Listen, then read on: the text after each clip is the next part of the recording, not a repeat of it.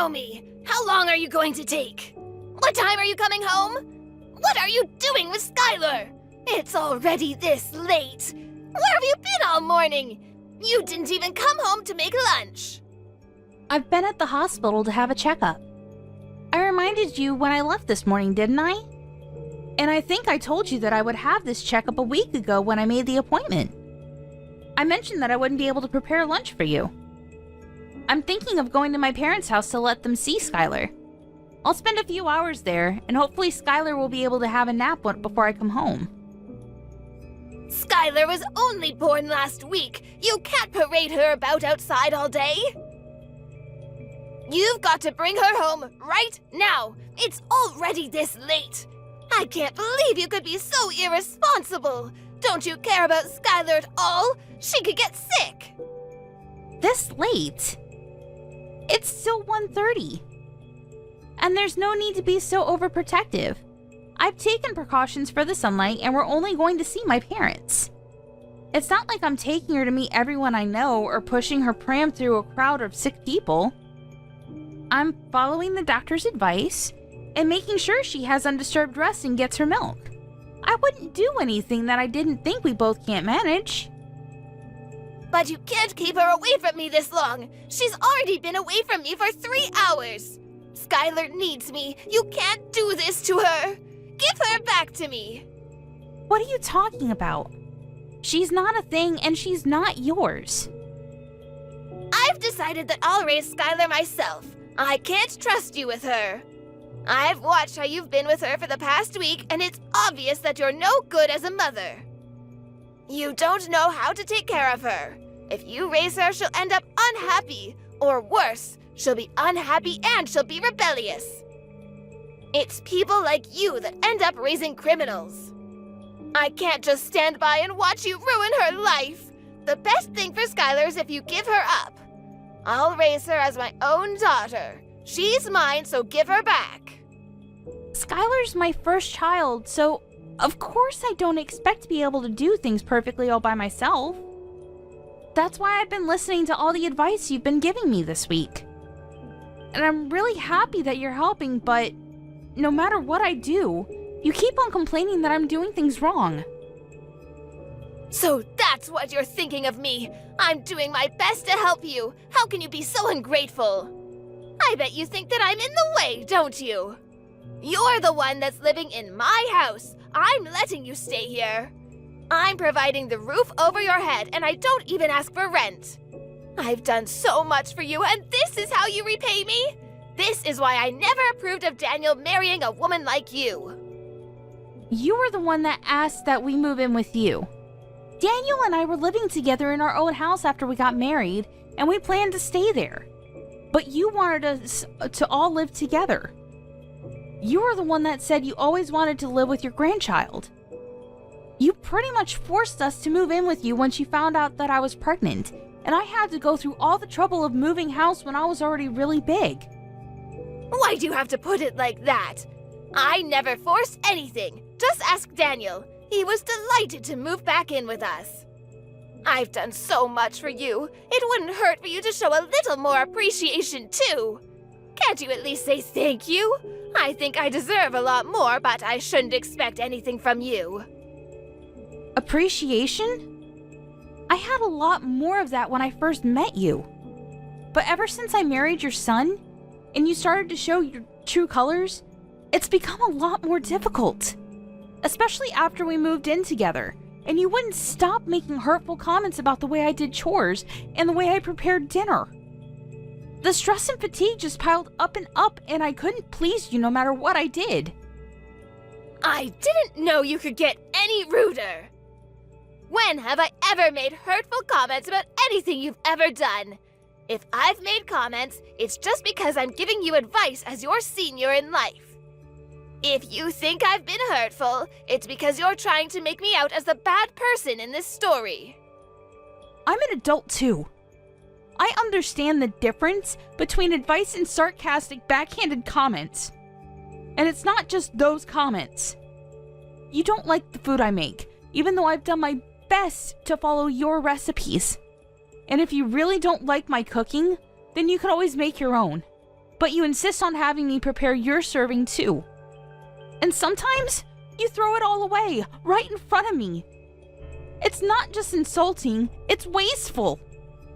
Did you really think that I could just brush that off as advice? I don't understand how you could do something so mean just for the sake of showing me you don't like my cooking. I threw it away because it didn't taste good. What's the problem? Did you really think that it was good enough to serve to Daniel and my husband? Nobody would want to eat something disgusting like that, so I saved them the trouble. I just did what they would have wanted to do anyway. If anything, you should be thanking me for not letting them eat something as horrible as that slop you call food. That's what I'm talking about. In the past few months we've spent living together, you've never eaten my food without making a face, a comment, or throwing it away. On top of that, you were making me do all of the housework right up until the birth. I couldn't have a moment's rest while you were around, even though my back hurt and my feet hurt and I was so tired. Even when my contractions started and I was begging you to call for an ambulance because Daniel was out, you wouldn't call and told me that I was overreacting. I couldn't even get to the phone myself. I thought I was going to give birth right where I was. It wasn't until Robert passed by my room and noticed that my water had broken that I was finally able to go to the hospital. I'm grateful for my father-in-law's care and consideration.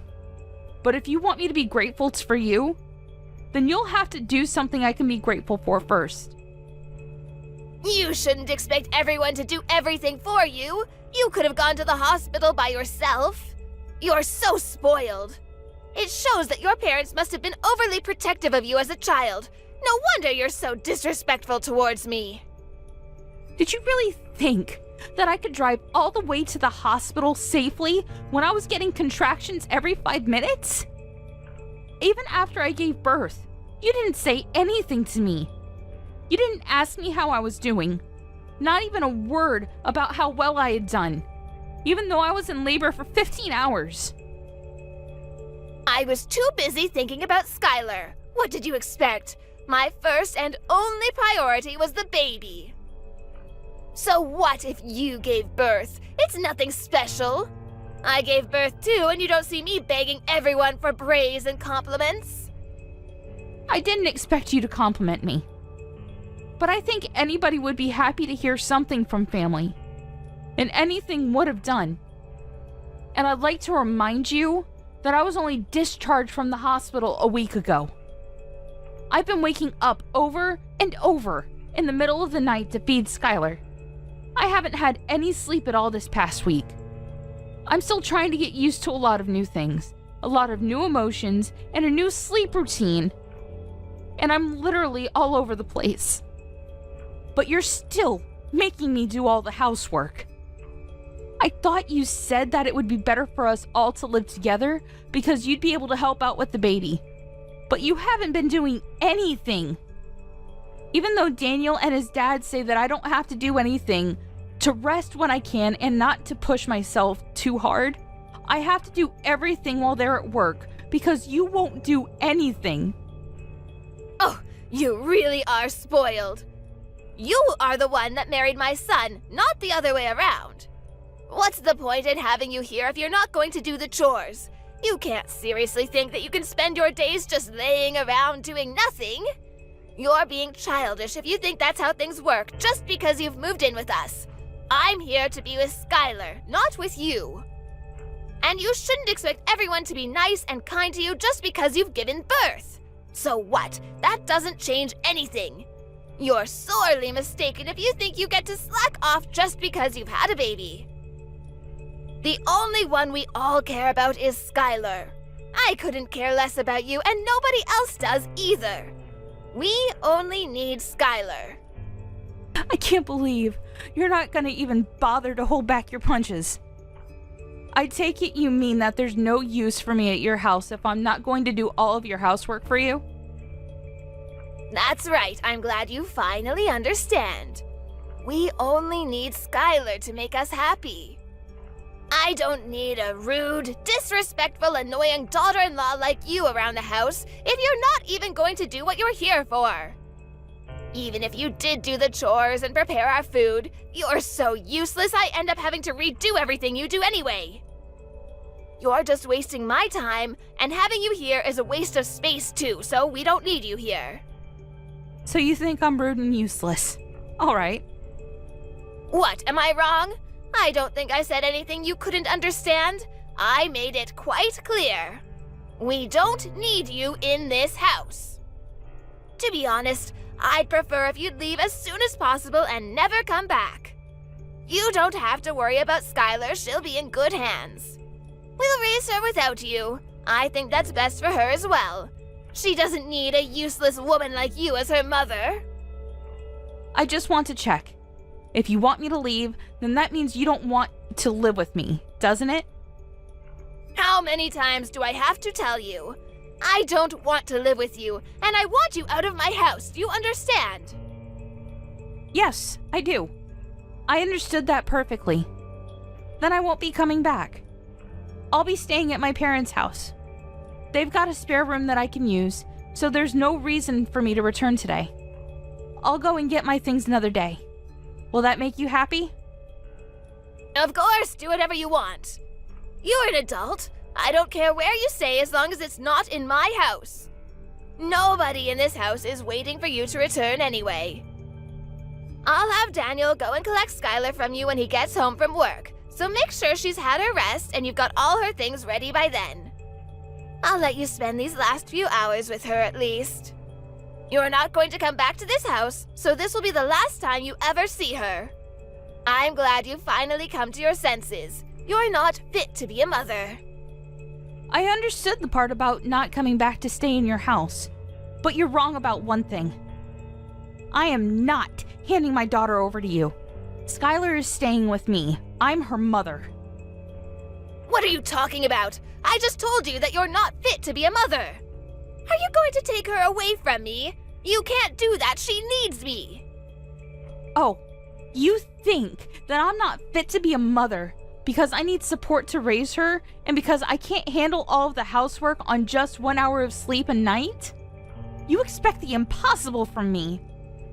You're saying that I'm taking her away from you, but you're not her mother. She was never yours to begin with. She's my granddaughter. That makes her mine. I don't think that your way of thinking that she belongs to you is very healthy for Skylar. I don't think that raising her in an environment where you think that you can treat me however you like is good for her either. Daniel and Robert have both lost their patience with the way you've been treating me. I know that the both of them have done their best to talk with you privately and get you to change your attitude. But it still hasn't changed after months. And if it's only going to get worse now that Skylar's born, I'd rather not live with you either. Your own son and husband have given up on getting you to change your ways, so there's no way I can keep hoping. Robert as well? You're lying. I remember him mentioning something about you, but I've forgotten what he said. It didn't seem very important. But I know that they all hate you. Nobody wants you to stay in our house, and we're all happy that you've finally given birth so we can get rid of you and keep Skylar. Who's they? Do you mean Daniel and Robert? Because I know Daniel loves me, and Robert is a wonderful father-in-law. And even if they did actually hate me, I think they'd be more mature about it. You've been far from mature these past few months. You've been passive-aggressive and childish at best. All you've done is bully me and make me feel bad about myself. I've had enough. We've all had enough of your behavior. If you're not going to fix it, then there's no point sticking around and waiting for you to change. I'm not returning to your house. And if you won't reflect on your actions, I won't let you meet Skylar. You won't let me see Skylar? That's ridiculous. You can't do that. You can't keep her away from me. You have no right to do that. I'm not going to listen to a woman that can't even raise a child properly. You don't have to come back, but I'm not letting you keep Skylar. Give her back right now. Skylar will be happier that way, and you'll thank me one day when you realize that. She belongs with us, not you. We'll raise her, so don't be so selfish and give her up. I'm sorry, but who's we? Daniel, Robert, and I. The three of us will raise her without you. I know that we can make Skylar a million times happier if you're not around to ruin her life. She doesn't need a failure of a mother like you. You should give her back to me for her sake. Robert's actually with me right now. Daniel will be here soon too. He's already asked his manager for the rest of the day off after he's finished in his meeting. The truth is, it wasn't a hospital appointment I had this morning. I'm sorry I had to lie, but you wouldn't let me leave the house until I said that I would be going to the hospital. What? Then where were you? What were you doing? I was being honest when I told you that I would be going to my parents' house, but I was somewhere else this morning. I went to have a viewing of a house with Robert to get his opinion. You went to see a house? But why would you do that? I didn't tell you to leave my house until an hour ago. And why would you need my husband's opinion? Daniel and I have decided that we're going to move out. And when we told him, Robert was very interested in the idea too. Maybe you should ask him for the details when he returns home tonight, since I won't be coming back. Ever. But why would Robert be interested in looking at a new home? Daniel and I have been thinking about moving back out, ever since we first moved in with you and you started to bully me. We've both hit our limits, and we can't take it anymore. It's too stressful being with you all day, every day, and he doesn't complain. But I know it's tough on Daniel when I vent after he's had a long day at work. It's been hard for the both of us. The only reason why we didn't move out earlier is because it was a strain on my body to move our stuff to your house in the first place, and we didn't want to go through that again. Hit your limits? Stressful? What's that supposed to mean? You're just exaggerating. How pathetic. All I'm doing is showing you how to do things properly. Daniel's had enough of your behavior too. He can't stand the way you speak to me, and he knows that you've been throwing away the food I make as well. He knows about how you follow me around when I do the laundry and the washing up, nitpicking at every single thing. He promised me that we would make preparations so that we can move out as soon as the baby is born. And he kept that promise. He found a few places that were open for viewing and cut the choices down to 2 places so I wouldn't have to go back and forth. When we spoke to Robert, he offered to pay half of the deposit, saying that he wanted to come with us. Excuse me? Robert wants to move out? Well, he was obviously including me when he said that. He meant that he wanted to move in with us and move away from you. Apparently, he's had enough of your attitude as well. And since you won't change, no matter how many times he's spoken to you, he's decided to leave you. He's telling me that he left the divorce papers on the table in the living room. Have you seen them? He says that he's already signed them, so you just have to sign your side and leave them there. He'll have them filed tomorrow.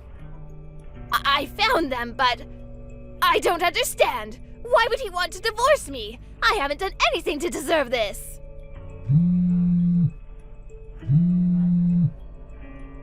Answer the phone! I want to speak to my husband! He's with you, isn't he? Let me talk to him. I can't trust a word you say.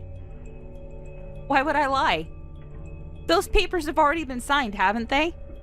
I wouldn't fake his signature just to trick you. Robert says that he'll talk to you when he gets home, but that he's already made his feelings clear in past conversations. You just haven't been listening to him properly. Anyway, we're busy getting our new home ready. Could you wait until later? I don't understand why Robert and Daniel have to move away too. I only said that you don't need to come home. What about me? What am I supposed to do? They can't leave me here by myself? Robert says that he'll give you that house in the divorce. He has no need for it if he's moving in with us, and he doesn't want you causing us trouble just because you can't find a new home for yourself. You're lucky he's being so generous. Daniel and I have no intention of living with you ever again. And of course, we're not going to give you our daughter. Robert's decided that he wants a divorce and that he doesn't want to live with you anymore. I think that explains everything you want to know. What about me? I'm going to live here all by myself? You're not making any sense. Why can't I come with you? Weren't you listening to what I said? We've told you over and over that the way you've been treating me is unacceptable.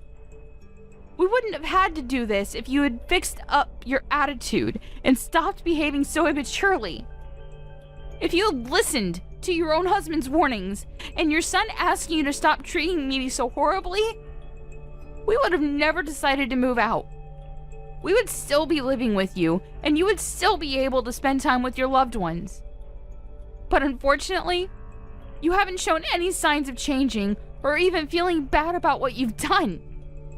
You deny all responsibility, and we've had enough. Because of your selfishness, you'll have to spend the rest of your life all alone. What about Daniel? What does he think? He can't be serious about leaving his own mother all alone. I raised him. He's better than that. He would never abandon me like this. You've tricked him into thinking I'm the bad person and convinced him and my husband to follow you. Have you forgotten that Daniel was the one that was always intervening and defending me from you when we first moved in? He was doing his best to keep himself between you and I when he could, and making sure that I wasn't stuck with you alone when he was at home. But then he had to start a new project at work and was coming home tired more often and didn't even have the strength to argue back the things you were saying to me. The stress of work and your treatment of me was accumulating for him too. That's when he promised that he would find us a new place to live. We realized that the best way to deal with the situation was to just put space between us and you, for the sake of our physical and our mental health. You're lying. Daniel would never want to leave me. And Robert can't be serious about getting a divorce. At this age, I'll never be able to get remarried. I'll be alone. Can't he rethink the divorce? I'll do anything. He's not honestly thinking we should get divorced, is he? You'll have to talk to Robert directly about that. Though he says that there's nothing more to say. And we've already chosen a new home that has enough room for the three of us and Skylar. Robert is welcome to live with us, but there's no room here for you. Moreover, Robert's actually put a lot of money into this house for us. He's been very considerate, since Daniel and I had to pay a lot for the hospital bills last week. We don't plan on telling you where our new address is either. But I'll never be able to see Skylar ever again. Are you honestly going to separate us? I'm not going to let you see her. You'll have to show that you can change first. I don't know if you can, but if you want to see her, you'll have to. I don't plan on meeting you until then either. I'm sure you don't care whether you see me again or not, but I just wanted to make it clear that this is what happens when you treat someone as though they're inferior to you. You end up alone. What did I do to deserve this? Why is everyone leaving me behind? You're telling me that I have to spend the rest of my life, my elderly years, all alone? That's too much. You don't have to go this far. I thought I would be able to spend the last 20 years of my life taking care of my grandchild. I wanted to have peace and quiet and not worry about any of the chores or worry about money. This isn't what I wanted. I was dreaming of my life as a grandmother, but now I'll have to get a job. I have to do everything myself. I won't be able to see my family. That's not fair. Really? I guess you hoped that I would be the one to take care of all the chores and plan to live off your husband's savings and pension, all without lifting a finger yourself. But you ended up breaking that dream with your own hands. You should have been more respectful towards the people around you if you wanted them to love and take care of you. I'm tired of you complaining about every little thing I do. But now, you'll have to do everything yourself, and you won't be able to see your family ever again. That's the price you've paid. You'll have to accept it. Fine, I understand I made a mistake. I shouldn't have been so nagging. I'll do my best to get on with you from now on. I'll change the way I've been acting towards you. So please don't move out. It's too late for that. We've already paid the deposit and signed the documents for the house. We won't change our minds about living away from you. And we'll be moving all of our things into the new place over the next few days. We're all going to live here in peace without you. Robert will be returning to your house this evening to pack up our essentials, so you should have a good long talk with him then. He'll be staying there until all of our things have been moved. But he's quite adamant about having the divorce, so I suggest you forget about talking him out of it, and talk about how you can make an effort to change your behavior. That way, you might have a chance to meet Skylar in the future. Naomi, I'm sorry. Let's all live together. I don't want to be alone. I think we might have gotten off to a bad start, but I'll change. I'll do whatever it takes. I'm sure you'll come to understand why I was so harsh towards you. It was for your sake, but I won't do that anymore. Just let me see Skylar. I find it hard to believe that you'll change when you're still making excuses. You can't even apologize properly. It's too late after all. You can't change. Besides, you were saying yourself that you don't want to live with me, remember? I confirmed over and over, and you said that you wanted me to leave. Well, I don't want to live with you either. I hope you'll enjoy your final years without a rude, useless woman like me in the way. After her conversation with Naomi ended, Kim had no choice but to wait for her husband to come home. The first thing Robert did when he returned to the house was to tell Kim that he wanted a divorce, and that he wasn't going to change his mind. He checked that she had signed the papers and took them to his lawyer to have them filed. He didn't speak a word to Kim after that, and spent his time packing away all of his things. Anything that had to be dealt with regarding the divorce was done through his lawyer, and he was able to move houses without much fuss. Kim got the house in the divorce, but it was brought to her lawyer's attention that she had spent Robert's savings on several occasions without his permission, and as a result, the amount she received in alimony payments decreased significantly. It wasn't enough for her to keep up the payments for the household bills, so she had to find a job in order to earn some money to pay for other essentials. She was so desperate to meet Skylar that she went to Naomi's parents' house and demanded that they tell her Naomi's new address. It didn't occur to her that she should have just shown Naomi that she was making an effort to change. In the end, Naomi's parents called the police because of how aggressive Kim was being, and Kim was taken away in a police car to be questioned. Kim was not only divorced and looking for a job, but had also been slapped with a restraining order from Naomi's parents. On the other hand, Naomi and Daniel were living happily ever after with their small family and were looking forward to having their next child. Robert was delighted he was freed of his selfish wife and was taking great pleasure in taking care of his granddaughter.